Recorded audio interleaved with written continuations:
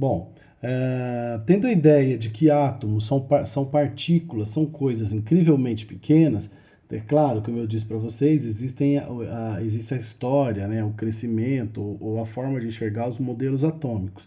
Mas como a gente sabe, só para nossa ideia, para nossa primeira ideia, átomos são partículas incrivelmente pequenas, absurdamente pequenas. E essas partículas constroem tudo que existe. Qual que é a situação aqui? Nós temos que saber que existem partículas para fazer coisas diferentes. Então, existem partículas para fazer esse caderno, para fazer essa caneta, para fazer pessoas, para fazer uma madeira, uma árvore, para fazer um carro. Então, e até mesmo, né, se você enxergar dentro de um carro, existem vários materiais que têm características diferentes.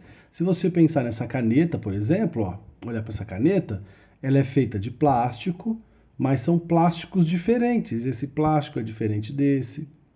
Existe a tinta, aqui existe um outro tipo de plástico e na ponta da caneta existe um metal.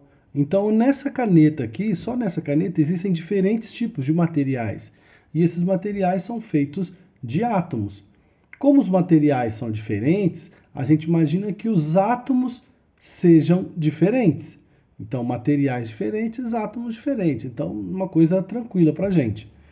Esses átomos vão acabar tendo nomes, então eu vou dar nomes diferentes para átomos diferentes.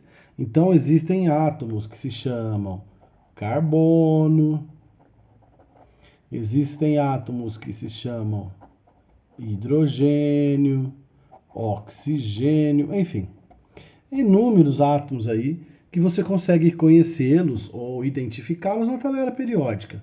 Então, lá na tabela periódica tem por volta de 118 elementos, 118 tipos de átomos, e eles são diferentes uns dos outros, cada um vai servir para uma coisa. Então, lembrando, vai ter átomo que serve para ser usado em coisas diferentes. É claro que o mesmo átomo pode ser usado, pode aparecer em várias coisas no universo, coisas diferentes. Não quer dizer que você vai falar assim, não, então ferro ele é só usado nos metais. Pode ser, mas o ferro também está no sangue, tá? Aparece ferro no sangue.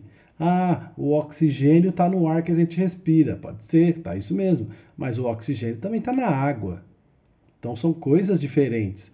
Então o oxigênio é um átomo versátil, o ferro também, o hidrogênio também, o carbono, incrivelmente versátil, tá?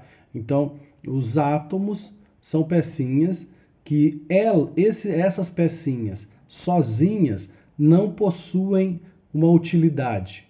O carbono sozinho não serve para nada, o hidrogênio sozinho não serve para nada, e o oxigênio sozinho, todos os átomos da tabela periódica sozinhos não servem para nada.